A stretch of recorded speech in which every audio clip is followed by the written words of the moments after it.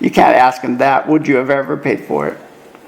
Because I mean, really, if they're smart, the answer is yes. Because, like you said, if it was Well, admitted, now they're going to say yes no matter what. it's not. It's evidence in an investigation. It's not admitted evidence in the trial. So it hasn't been admitted. I mean, okay, so basically you're saying there's nothing you can do, but this is so weak, it's unbelievable. I know, but it's No, I understand. I understand you your. would have proceeded. Again, if it's like, and this is me, I have not made any yes or no. I have not given an opinion whether I think it's credible, not credible, any of that stuff.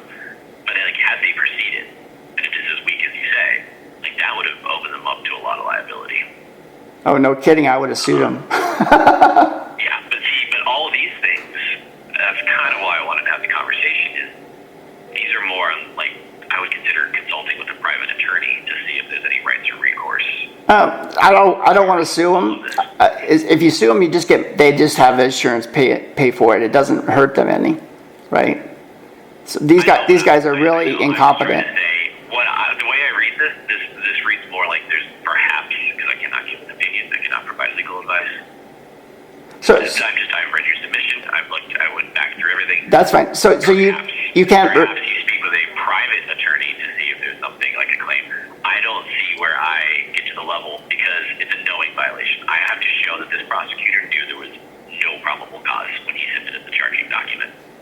And that's why I just thought it was funny that the police was pointing the finger at the prosecutor, and I'm like, no, I totally disagree. The prosecutor, this gets submitted to the prosecutor, and no, I can't speak for Chandler's policy if it says open. I can't speak to them if that's like they're not supposed to do that. That's not a rule though that I have that says they can't do that. That's fine. Open. I mean, the rule is, again, if they have probable cause. I think if you watch this video, I will say discon. But that's a factual finding. That's a factual finding that like a court would make. Right. I can't say yes or no, and then I have to show they knew it wasn't supported. I can tell you right now with discon, I could walk outside and start screaming, and anyone could complain that I'm disturbing their peace. So I don't know. And like I said, I'll send you a link. I'll watch the video, but I am not a judge. I can't tell you, but I'm telling you, discon is just disturbing the peace of someone. It's a pretty. I know. Lowest form. I mean, people with potty mouths, if they go outside in public and someone overhears them drop like an F-bomb, that's enough to call the cops on them. No, I agree. And you listen to the two people, they'll say that the lady was actually provoking the person who was yelling. And I will tell you, again, based off my criminal defense experience, I often think they charge the wrong person. It's usually, I'm like, how's that the victim? They were also at it. But that's usually why when they come, police come out, someone's getting a citation. I have made that argument time and time again, and it's like, no, they were both arguing. The cop just made a choice to pick one, eeny, meeny, miny, moe. I have made that argument time and time again. Okay. Well, anyway, so I just found it very interesting that the police officer said the prosecutors. No, I don't agree with the cop at all. And why did they cite someone and submit it? Because they fucked up. Well, and I just remember our conversation last fall, or September's fall. And I do remember saying that, like I said, some of the misconduct, again, it feels more and it related to them and how it was just investigated and handled. And it just seemed like one mistake just kind of had a domino effect. No, that's exactly what happened. When I spoke to the attorney, she's like, no, this attorney charged it. They left the office. I got a hold of this, and I, read it, didn't think there was enough there, and dismissed it. That's what you want the prosecutor doing. So I remember not having an issue regarding Audrey, and then they do make it kind of hard. Well, it seems our rule for our purposes of this conversation is 3.8, and I'm just letting you know the burden is very high. Like, I'm taking everything you have, I'm examining it, and I'm putting it in your file. So it just seems like I have to show he knew at the time he did it that it was not supported by probable cause. he probably didn't care he was leaving. Well, I can tell you when I spoke to him, his duty was he was charging, so he he's tasked with reviewing long form submittals. And then I don't know if during this time that you've gotten, through all this stuff, but a long form is something the document has, the prosecutor has to prepare it. It's got to have the written statement of facts allegedly constitutes an offense, right? That's what it requires. And I remember speaking to this person, and they said, yeah, I routinely conduct due diligence. I prepare the file I submitted. I was tasked with reviewing the charges and determining who should be involved. In this instance, I looked at everything. And according to him, he decided to file one charge, and the illicit victim was one person. And then the charge was against, and I'm avoiding butchering names, but I think it's Rue or Rue Fang. It didn't matter, but but say it wrong. And then he said, yeah, I only alleged there was one victim in it. So the charging document alleged one. So I remember this discrepancy where the police are like naming all these people, and then they're listing in the way the prosecutor was like, no, there's only one person that was considered a quote unquote victim for the statute. And he's like, yeah, I'm sure there would have been notices sent. And then he's like, yeah, I didn't charge Rue with conduct as it relates to others, just the front seat passenger action and the conduct. So he's describing the video like where the conduct, like who it's being directed to. And he goes, this one was, I believe he presented it to the Citizen Review Board. And that, I remember that, and I was like, well, you were operating under the fact that the police said there's like 4 victims and all these different things. Yeah. That's where, like, Actually, the police wrote it up as one way. The prosecutor reviewed what was given to him and disagreed with a different direction. Oh, So that's kind of hard. Where I'm like, I can't say they didn't look at it. They were just, rubber stamping things because the long form requires a little bit more.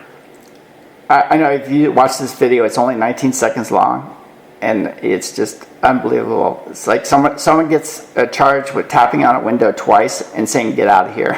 Well, and I'm going to tell you, I 100% agree. Could that rise to the level of disorderly conduct? If I can tell you, because the victim wasn't willing to cooperate in this one, right? The quote, I'm using the alleged victim. The alleged victim. The one that was wanting to prosecute. She was framing. The who? The alleged victim. Were they desiring prosecution? Yeah. Oh, yeah. In fact, she tried to frame the person who was claimed as the subject. She tried to frame him. Yeah. So she definitely tried. But I can tell you, if someone's tapping on the car window and all that, that's why I took things like this to trial. Because disorderly conduct is disturbing the peace. Did that action disturb her peace? She could say yes. If it happened to you, you could say no. That's why I'm not trying to make excuses for anyone. I'm just trying to say it was disorderly conduct was the charge. That's whether Roosevelt or not would have been something that needed to be in the court. But the prosecutor looked at it when it got to Audrey, and she goes, no, and dismissed it. Yeah, if you did watch the videos, you learned that basically it was a setup, and they were taunting her, and so she tapped on the window twice and said, "Get out of here." They were actually taunting her. Which I saw, yeah, versus the translation, versus what they said she said, versus the translation, which again, I mean, it's not great. But no, like I said, I took your point. I just wanted to let you know, I still don't think this is going to rise. That's fine. All I want accuse them of knowingly filing something without probable cause. All I want you to do is review it. Yes, do I think the other attorney did the right thing by dismissing it? Yes, that's my personal opinion. And then to me, that is within the line that she dismissed the charge. I just don't know where I can do from here. To accuse him of violating the rule by charging it in the first place, I have to show he violated it by knowingly filing something without probable cause. That's kind of hard to do. Yes. Like that is because the courts are the ones that determine probable cause. That's very hard for me. For me to continue with an investigation like that, typically in these scenarios, it's any written findings from the court. So has the Chandler prosecutor's office just decided to take a hard line on it, and it went somewhere and got dismissed, lacking in all those things, then it's you would provide that to me in writing. And then that's where we get the evidence. We're going, okay, this is incorrect. This should not have happened. Right. What was the here? And then it's like a reasonable standard. It's the whole thing. I'm kind of just it's at this point. It's just amazing that they did this. At any time as you get things, we are keeping them in the file. I wanted to make you aware and let you know that I am examining them. All right, that sounds great. So as I'm definitely reading them, and we are, Well, preserving them. I'm all done with this. That I think is actionable, then, it can be reopened and we, Yeah. continue further investigation. So I just wanted to make sure I touch base with you. So Well, I didn't think you were just sending them into. No problem. So I'm turning these guys in, the Chandler police into AZ Post, and we'll have to see what happens. Well, and that would be, again, because I have no jurisdiction or authority over the police department. No, I understand that. If how they kind of combine that with the prosecutor's office, because you got the one person who takes what they gave them, thinks bare minimum for the discon. You got the other attorney who says no. You got the police, like the person from the police department saying, yeah, they shouldn't have charged it. Then why was it submitted? Because just keep that in mind for your investigation as you submit things. This is a long form, so that means that it had to be given to the prosecutor. Prosecutor had to review it. Prosecutor had to write a statement of facts that had to have date, time, jurisdiction of the court, and then it had to have some tie to the statute. Is there anything that the prosecutor has that is public information that you can get? Not that I'm aware of. I mean, All right. I didn't request anything of that sort from Bleep's Gone, so I wasn't going to get it from him. And with her, she, I believe, sent me, actually, it's kind of duplicates of what you had, like the dismissal. And then I know there was that confusion about the listed victims, and I do recall having this back and forth in September with them about it. Because I think the court even told you there were like 4 victims, or is that just... Yeah, I know. I have no word. Like, the court told you it was 4 victims, but... The guy's an idiot. Like 1. It's like, he tried to... See, this is where it's important. The police in that citation could have written it up that there were 4 victims that day. Prosecutor's going to look and see what they submitted, and they're making that determination. And they're like, no, the conduct was only to 1 person, which is the tapping on the window. That's why they made that determination. No, there's only 1 victim here. It was actually I highlight that as that's kind of a distinction between the police department and prosecutors when they're both pursuing kind of the same objective of pursuing a conviction of a crime. They took a very different approach. Yeah, it was actually the front office person at the actual court who tried to convince me that it was secretive, and somehow they did it. Especially odd. I don't know why they take that position.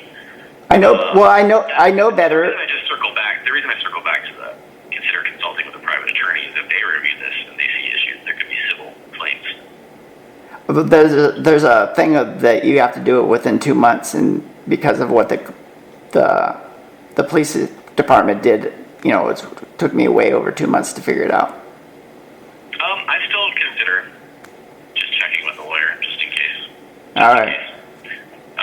Because You never know. there may be other things, other claims. Again, I can't give you advice, but like I said, I review this and I'm like, it's not a good situation. Does it rise to a violation? I don't know. I don't think I have enough here for me to say the attorneys violated anything. All That right. doesn't mean that everything was good or appropriate. I just wanted to be clear. Well, you just do attorney. You do attorney, so that's all I'm asking for. Yeah. You can't make the police do the right job. Someone who handles claims like this would be able to tell you whether this rose to a level of Incompetence. beyond negligence and knowingly, malfeasance, any of that, those sort of things. All right. Well, I'll use enough of your time. Well, no, I appreciate it. Like I said, I will continue to preserve these in our file, and I will examine them. And like I said, if I find something that is going to help show the violation, then I will proceed with it. But I will continue to examine them. All right. Thank you very much. Yep, thank you. Bye. Bye. Bye.